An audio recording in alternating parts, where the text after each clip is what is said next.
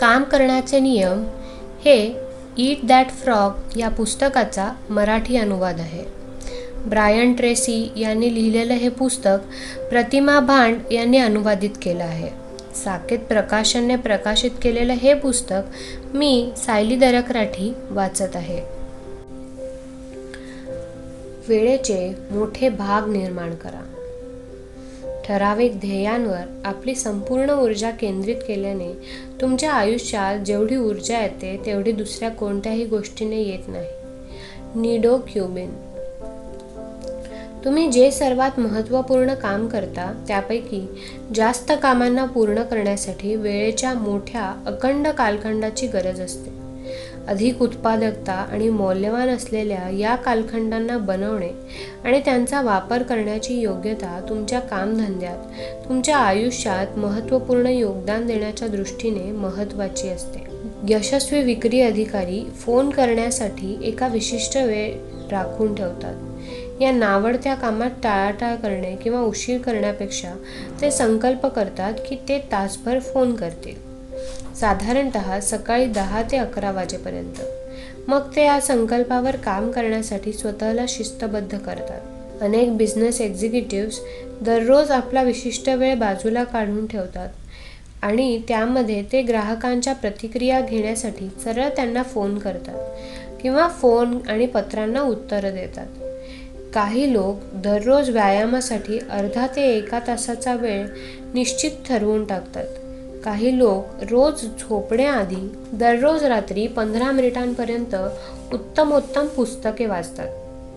अशा प्रकारे वर्षाअखेर त्यांची असंख्य उत्तमोत्तम पुस्तके वाचून होतात. वेळापत्रकानुसार दिनचर्येची विभागणी करा.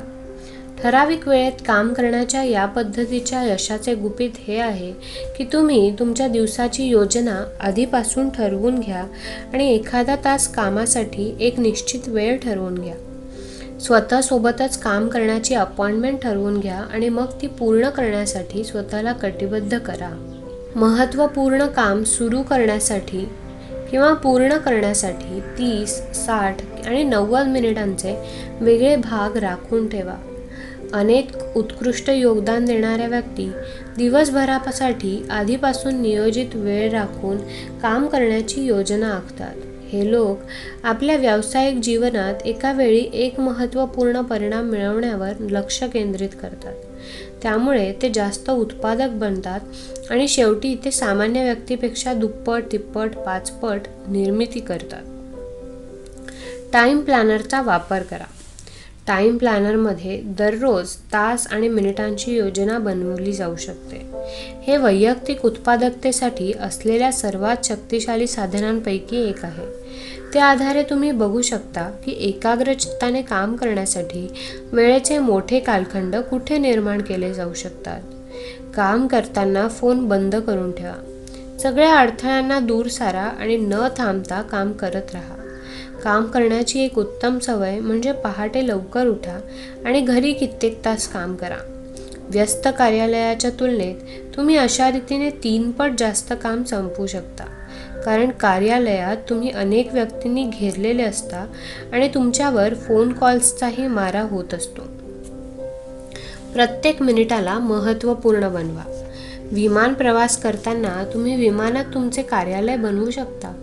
अट ही आहे की तुम्ही प्रवासाला निघण्याआधी तुमच्या कामाची योजना बनवून घ्या. जेव्हा वाहन चालू असते तेव्हा तुम्ही संपूर्ण प्रवासभर न थांबता काम करू शकता. तुम्ही हे बघून आश्चर्यचकित व्हाल की तुमचे केवढे काम संपले आहे. कारण प्रवासामध्ये तुम्ही कुठल्याही अडथळ्याशिवाय न थांबता काम करू शकता. उत्कृष्ट योगदान आणि उत्पादकतेचे एक गुपित हे आहे की प्रत्येक मिनिटाला महत्त्वपूर्ण बनवा. जास्त मोठ्या कामातील छोट्या तुकड्यांना पूर्ण करण्यासाठी प्रवासातील वेळेचा वापर करा, ज्याला बऱ्याचदा वेळेची देणगी असं म्हटलं जातं. नेहमी लक्षात ठेवा, पिरॅमिड एका वेळेस एक एक दगड ठेवून बनले होते. महान जीवन किंवा करिअर एका वेळी एक काम आणि बऱ्याचदा कामातील एका भागापासून बनते. वेळ व्यवस्थापनात तुमची जबाबदारी ही आहे की तुम्ही जाणीवपूर्वक आणि सर्जनशीलतेने वेळेचे ठराविक भाग पाडा, जे तुम्हाला तुमची महत्त्वाची कामं वेळेत आणि उत्कृष्टपणे पार पाडायला मदत करतील. रोज सकाळी एक बेडूक गिळून घ्या. सतत अशा पद्धती शोधा ज्याने तुम्ही वेळेचे मोठे भाग वाचवू शकाल, आखून ठेवू शकाल, एकत्रित करू शकाल.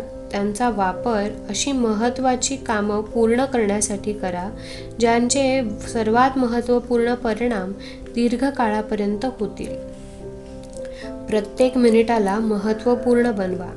आधीपासून आपल्या कामाची योजना बनवून आणि तयारी करून न थांबता इतर अडथळ्यांशिवाय काम करा.